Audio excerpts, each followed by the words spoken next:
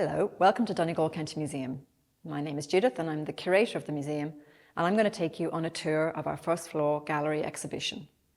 First of all, I want to tell you a little bit about the history of the building that we're standing in.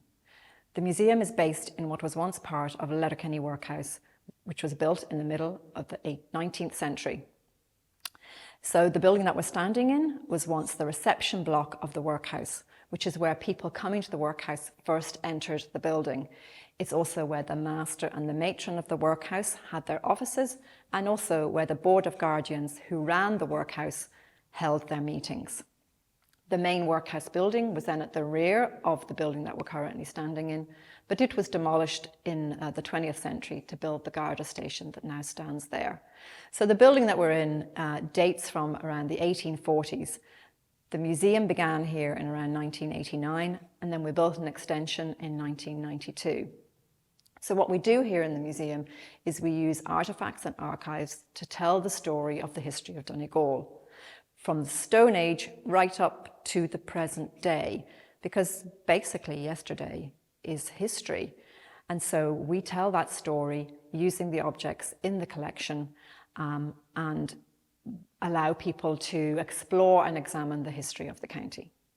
Okay, so here we're going to start actually right back in prehistory. So the artifacts in this display case are from the Mesolithic and the Neolithic, otherwise known as the Stone Age, and also the Bronze and Iron Age. So the small flint artifacts that we're looking at are actually from the Stone Age, and they date back to 4000 BC. So they're some of the oldest objects in the collection.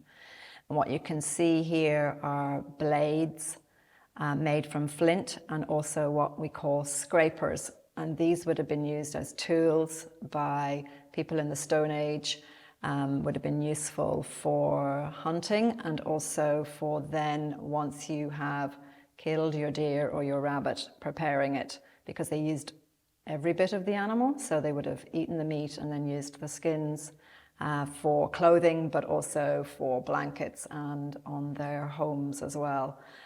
So as I said, these are some of the oldest items in the collection.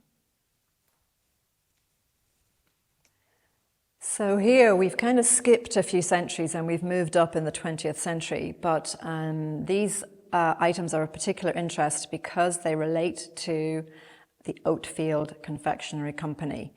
And Oatfield sweets are known all around the world, but I don't think very many people realize that they actually originated in Letterkenny. It was a family known as the McKinneys, William McKinney and his sons Ira and Haddon. And they started first making the sweets in 1927 in the back of their shop in a shed. Then they built the Oatfield Sweet Factory in 1929 and initially employed 6 people in the factory. At its peak, the factory produced up to 65 tons of sugar and chocolate each week, and they sold and exported all over the world.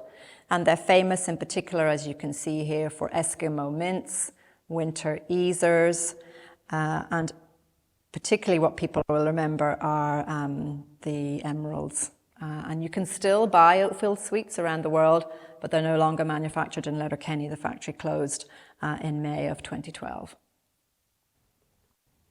So now I want to tell you the story about this gentleman, James Duffy, VC. And the reason the VC is after his name is because he won the Victoria Cross during the First World War. So Private Duffy was from Letterkenny, and he was a stretcher bearer with the 10th Division of the Royal Enniskillen Fusiliers. He was fighting in Palestine at the time, in 1917. He and another stretcher bearer were going out to bring in a seriously wounded soldier. But the stretcher bearer at the other end of the stretcher was wounded, and James returned to get another man.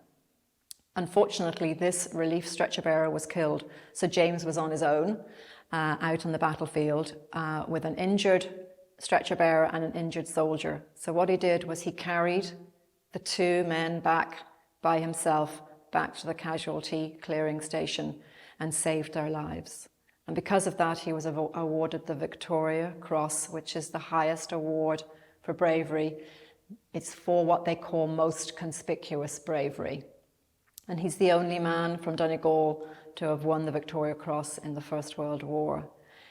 James himself survived the war and came back to live in Letterkenny. Donegal and Ireland was a very different place after the end of the First World War. We had had the Easter Rising in 1916, and so the men who had gone to fight in what they thought was a just war came back to an Ireland that was very changed, and often they were not accepted. James often had abuse hurled at him. He was spat on the streets on occasion, and he also survived an attempted kidnapping by the IRA during the War of Independence. He continued to remember his comrades who died in the First World War and would have attended commemoration ceremonies both here in Letterkenny in Conwall Church of Ireland and also in Derry every November. He gave his Victoria Cross to the Royal Enniskillen Fusiliers Museum, but we have a replica of the Victoria Cross here on display in the museum to remember his bravery. Okay, so the final item I'm going to show you today is actually on loan to us from the National Museum of Ireland. And it's this little bit of tin that has someone's name on it.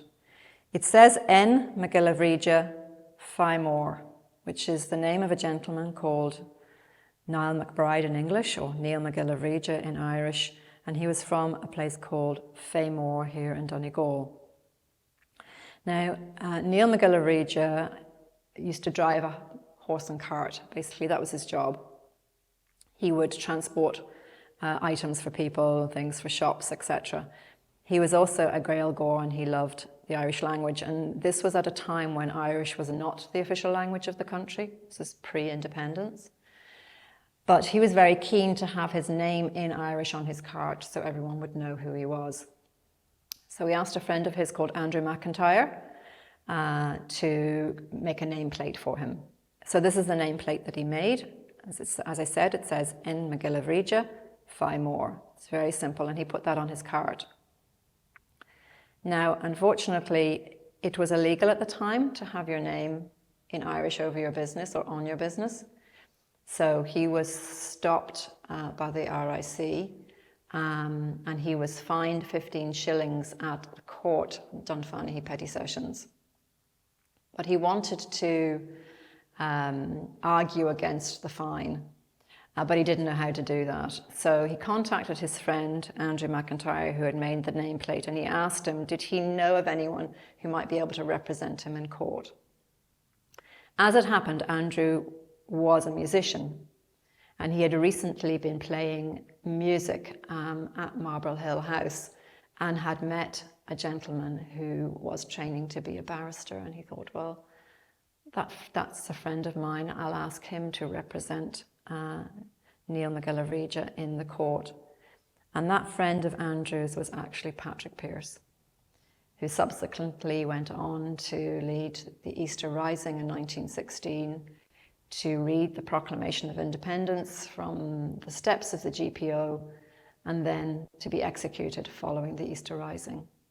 Patrick Pearse had actually trained as a barrister, and one of the very few times that he appeared in court was to represent Neil McGillivregia in his case against the King's crown and his prosecution for having his name in Irish on his cart.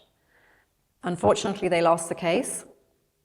And what the judge said at the time was, he said that an Englishman should be able to know the name of the man who's run him over if there has been an accident, and he can't read it if it's in Irish, it's illegible.